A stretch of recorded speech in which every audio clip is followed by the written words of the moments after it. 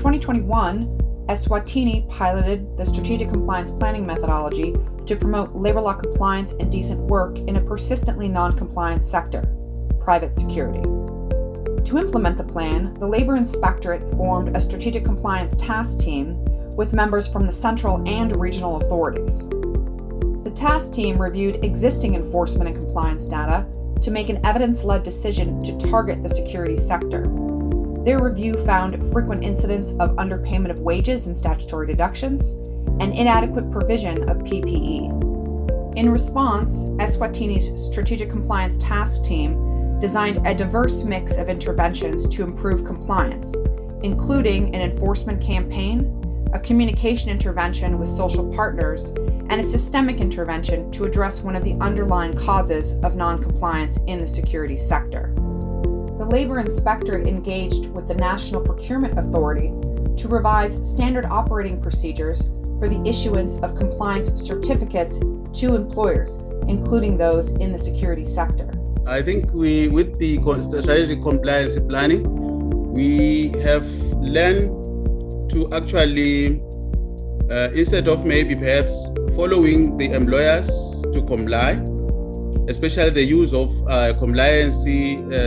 labor compliance certificate, the employees are now voluntarily complying with the law because of the fact that now we have this strategic compliance planning.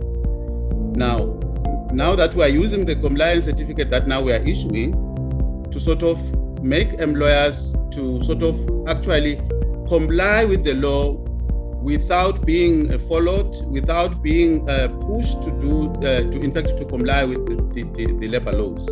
So that is one thing that now I've learned, and also perhaps the collaboration with other government agencies like the ENPF, instead of following employers to sort of make sure that now they deduct the statutory deduction, for them then it is now easier for us to actually enforce that without actually going out to the establishment to do the inspection.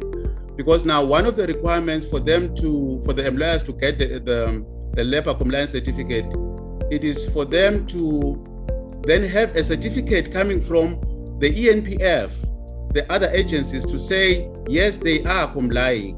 And then we use that labor compliance to sort of actually, without going to conduct physical inspection, they are now actually compliant. Because of the inventing of these strategic compliance planning. For the communication intervention, the task team liaised with representatives of the employers and workers to jointly develop a tailored communication intervention for the sector, including recording a series of YouTube videos featuring the Inspectorate and workers and employers organizations. The first issue is actually full compliance with the law. These sectors that now we identified were the most sectors which were actually not complying with the law. So now I think obvious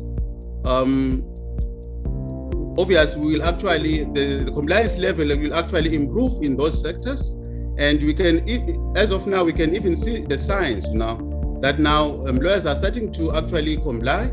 And, with the planning that now we have actually put in place, especially because of, Eswatini, like all developing countries, we have got challenges of resources.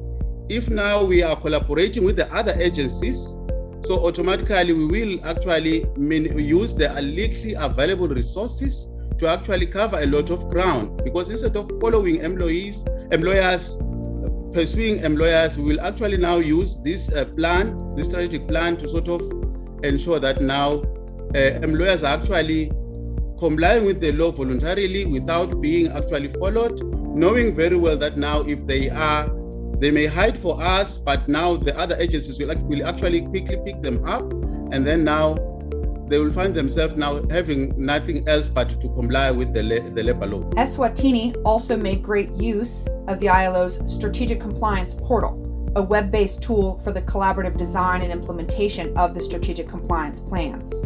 The portal improved the labor inspectorate's ability to coordinate between the central and regional authorities during the implementation of the strategic compliance plan.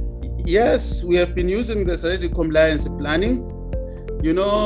My experience as the leader of the team, with the strategic compliance planning, we were able to sort of meet deadlines, to timely do the follow-ups when necessary, and then to also, be able to track, quickly track the companies that are actually violating the laws of the country. And also, it keeps us up to date, because now there is something that now we have to actually look at and then see where are we. It makes everybody, all my focal team members in the other regions are able to actually track it within their region, as to when is the follow-up, when are they supposed to do the follow-up, when are they then supposed to do the initial inspection. So now it is actually keeping everybody on toes, so that now we will all do our work using the available resources,